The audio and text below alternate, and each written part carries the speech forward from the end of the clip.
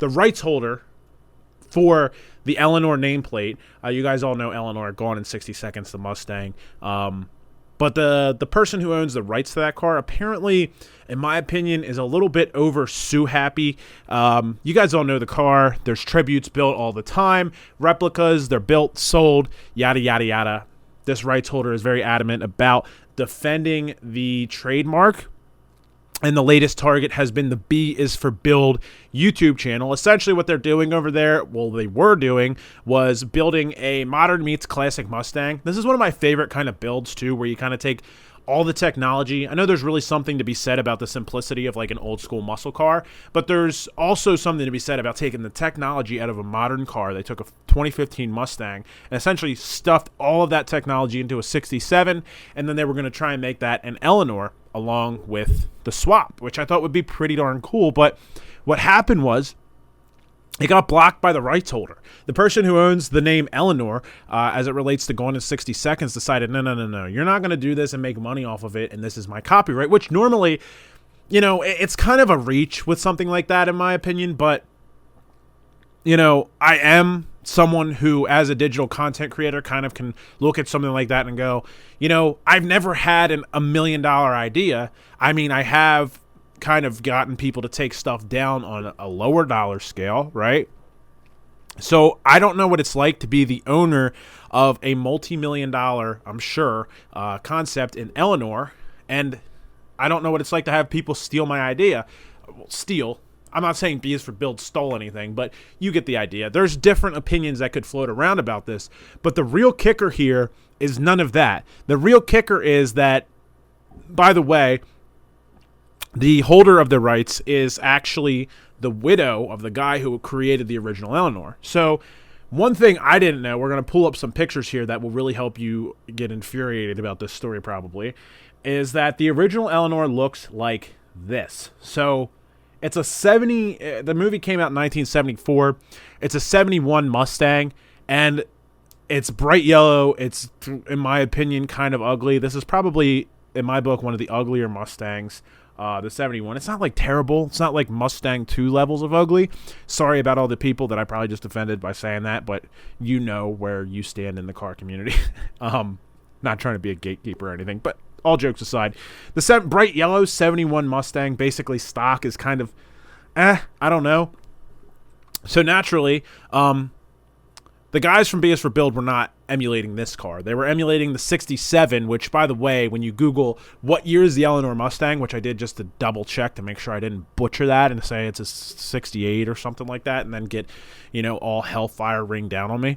But Google basically tells you that it's a 67 Mustang. So Google recognizes the newer Eleanor from the 2000 version of Gone in 60 Seconds as the official Eleanor. But the idea is that the lady who owns the copyright to Eleanor essentially owns the name Eleanor, and basically anything that is associated with a Mustang named Eleanor or Gone in 60 Seconds and is named Eleanor.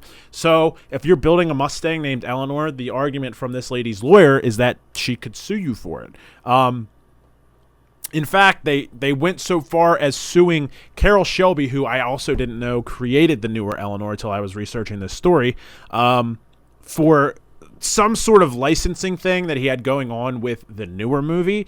I believe he tried to license fan replicas of the car, and the person who owned the trademark was like, no, we're going to sue you, and she did end up winning in court, for what that's worth. The lawyer said, quote, "It doesn't matter if it was a bust called Eleanor," and then the quote continues, "The magic was the name, and that was the thing Shelby tried to get." So, I mean, to me, it really seems like a cash grab. It just really does. Like, I mean, I kind of get it, but also on the same token, you're going to go after, like, 3 different rungs down the ladder of, not even 3, but it's like so many steps away from the original that it's almost its own new original content. It's inspired by Eleanor, but this lady essentially thought that B is for Build was trying to, I guess, scrape off the top of her pile of cash, and I don't know, maybe the funds were running out and she needed to sue. B is for Build came out and was really nice about the whole thing. They kind of did a PC response, which isn't necessarily saying anything bad about them. It's kind of probably what they had to do with a lawsuit potentially pending. And the best course of action is really just to be nice if you can be, So they came out and they said, it is what it is. It's a part of the business.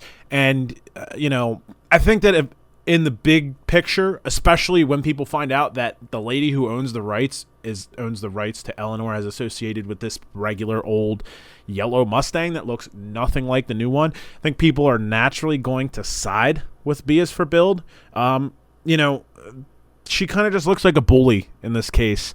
B is for Build said sometimes this is just the way that things go, and I guess it really is at the end of the day. Are you going to get involved in litigation over something like this, or just kind of cut your losses and move on to the next thing? I think that most people would probably rather cut their losses. The one silver lining here is that B is for Build does seem to be getting some notoriety for the whole lawsuit. I just find it, even no matter who's right here, in the court of public opinion, it really just seems like people are probably going to side with B is for Build because, I don't know, it just seems like a frivolous and ridiculous lawsuit.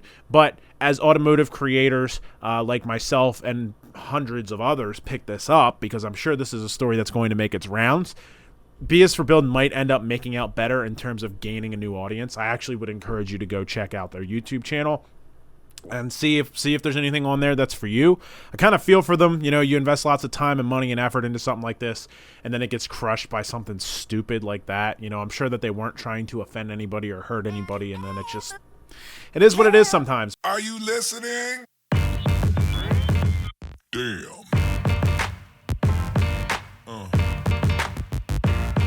Yeah.